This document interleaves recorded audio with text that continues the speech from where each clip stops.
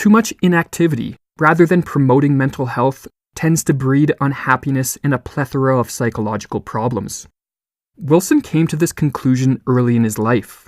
In his autobiography, Dreaming to Some Purpose, he notes that as an adolescent he struggled with bouts of depression and sympathized with the wisdom contained in the book of Ecclesiastes. Vanity of vanities, all is vanity.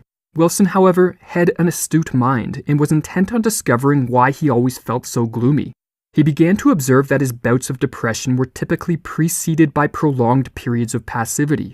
When he did not occupy his days with interesting tasks, challenges, and problems to solve, he discovered that depressive moods would soon wash over him, fog his perceptions, and cause him to become a pessimist of the human condition.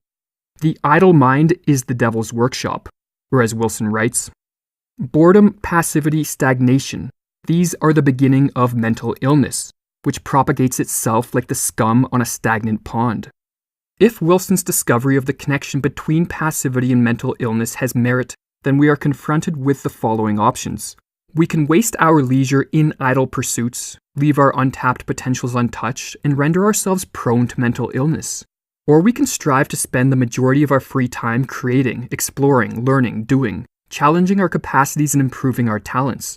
While the latter option entails perseverance, struggle, and the sacrifice of short-term pleasures and comfort, the payoff, mental health and personal growth, is worth the effort. The mentally healthy individual, writes Wilson, is he who habitually calls upon fairly deep levels of vital reserves. An individual whose mind is allowed to become dormant so that only the surface is disturbed begins to suffer from circulation problems. Neurosis is the feeling of being cut off from your own powers.